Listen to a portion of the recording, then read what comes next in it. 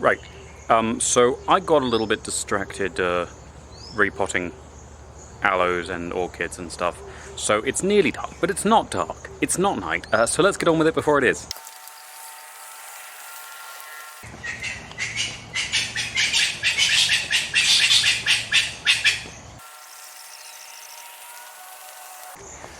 Right, so today's planting going in is one that I find a lot of people seem to do really well with them in full sun, but looking at their sort of origins, looking at their seed distribution patterns, and just looking at my experience with them, I find this is not a tree of full sun. I might find, because mine are still quite young, that as they get older they don't fruit as vigorously as the ones that people have growing in full sun, but that could equally be because I don't water nearly as much as a lot of people.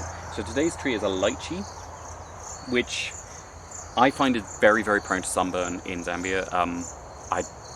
Other people seem to get around this somehow. I cannot. And so I'm planting it in the mango grove that the Garcineas, the Mangosteens, went next to, in little further in than the Mangosteens are, and hopefully that'll mean that it gets extra sheltered as it comes up, and it should form part of this sort of multi-layered fruiting thicket. So in with that, I'm putting the usual Dracaena fragrance. You might notice a wasp buzzing around, which is just showing why one of the reasons I like planting Dracaenas, which is that they are really great for wasp nests to be built on. These are the semi-social. This is probably a Belonagaster, actually, maybe a Rhopalidia. I didn't get a good look at it as it was flying around. But they feed very heavily on caterpillars, and so they're really good to have in vegetable gardens and around tender young trees, because it really keeps your caterpillar population nice and low. I'm also putting in another aloe arborescens, which should be quite a good one for a shady spot like this. It will probably eventually need moving out if this gets dense enough down here. They don't like to be in deep thicket, but they are quite happy in a little bit of shade.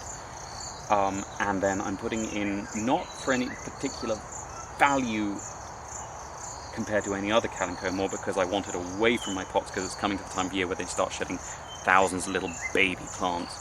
I'm putting in 3 daigremontiana. I really could get away with just 1, but I do want this lychee well marked out because it is very small at the moment, and I'm only planting it out because where I'm keeping them, as the cloud cover disperses, is going to get a little bit too sunny for them, so I want to find spots for them and reduce the number I have to sort of move to a shadier position. So yeah, so that should be all for today. Tune in tomorrow. I do currently have a plan, but it might change, so you'll have to find out.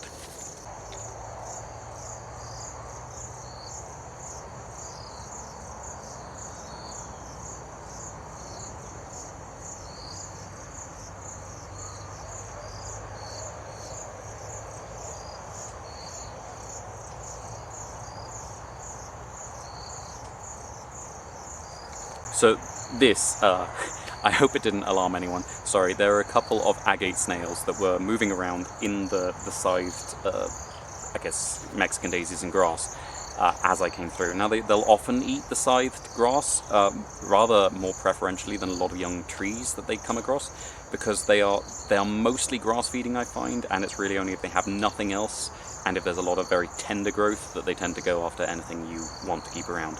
But yeah, I'm going to let these go a little further away from the lychee just to be on the safe side.